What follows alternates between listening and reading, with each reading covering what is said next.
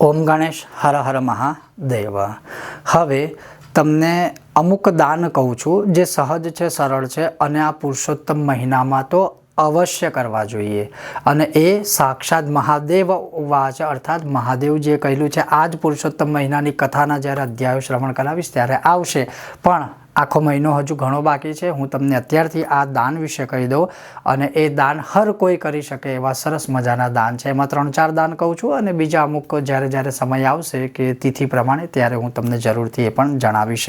આજે આ સરળ સહજ સત્સંગ છે। જો તમને આજનો સત્સંગ ગમે, પસંદ આવે તો લાઈક કરજો, શેર કરજો અને ચેનલ પર નવા હોય તો સબસ્ક્રાઈબ કરજો। તો ભગવાન પોતે જે છે મહાદેવજી સ્કંદ એટલે કાર્તિકેયને કહે છે, મહાદેવજી કહે છે કે આ પુરુષોત્તમ મહિનામાં જે કોઈ મનુષ્ય પુરુષોત્તમ માસમાં બ્રાહ્મણને અન્નદાન કરે છે, હવે શું છે, મલ માસે ચ વિપ્રાય યન્નદાનમ કરોતિ યહ અન્ન પ્રમાણ વર્ષમ ચ શક્રલોકે મહીયતે અન્નદાનાત પરમ દાનમ ન ભૂતમ ન ભવિષ્યતિ નાત્ર પાત્ર પરીક્ષાસ્યામ ન કાલો નિયમઃ ક્વચિત।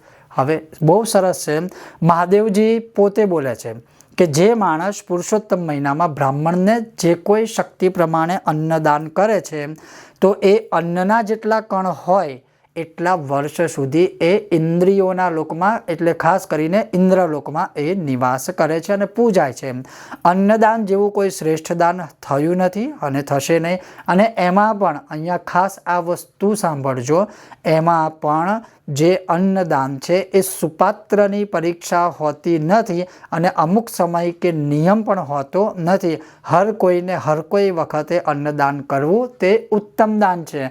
એટલે જ્યારે અન્નદાન કરવું હોય ને ત્યારે કોઈ સમય મુહૂર્ત તિથિ જોવાની જરૂર નથી, ભગવાન પોતે કહે છે। બીજું, અન્નદાન માટે સતપાત્ર કે દુપાત્ર જોવાની પણ જરૂર નથી, આ મહાદેવજી કહે છે।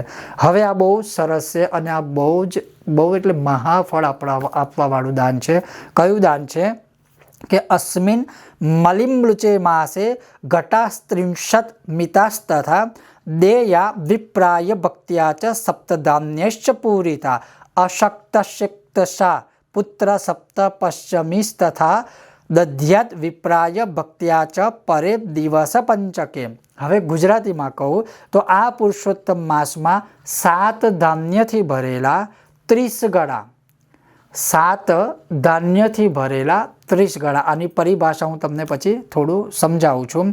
અને ભગવાન શું કહે છે, જો અહીંયા ભગવાન કહે છે કે અશક્તશ્ચિત્તદા પુત્ર, જો તમારી શક્તિ ના હોય તો જે પંચરાત્રની 5 તિથિઓ છે એટલે કે અધિક મહિનાના છેલ્લા 5 દિવસ એકાદશીથી અમાસ, આ 5 દિવસમાં 5 ગળા આપવા, અન્ન ગળાઓનું દાન કરવું।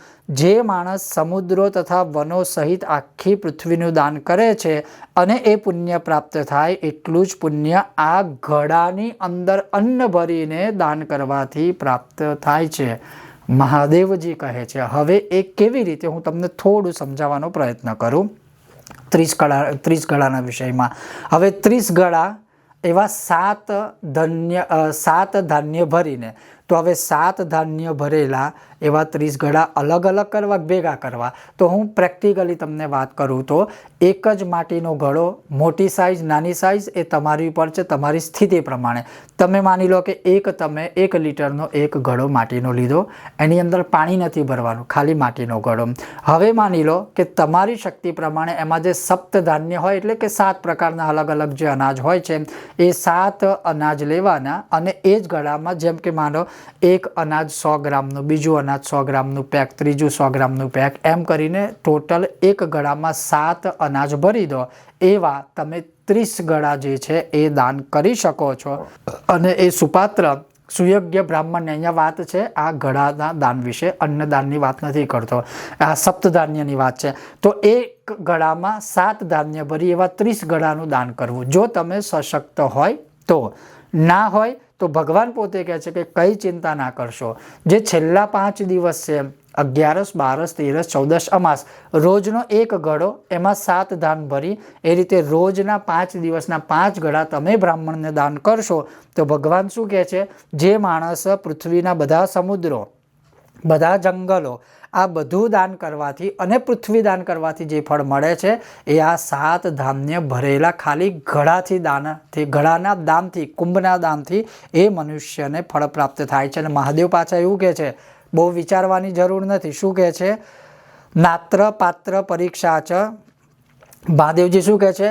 નાત્ર કાર્ય વિચારણા. બહુ બધું વિચારવાની જરૂર નથી. તમારી સ્થિતિ હોય એ પ્રમાણે તમારે આ દાન કરી દેવું.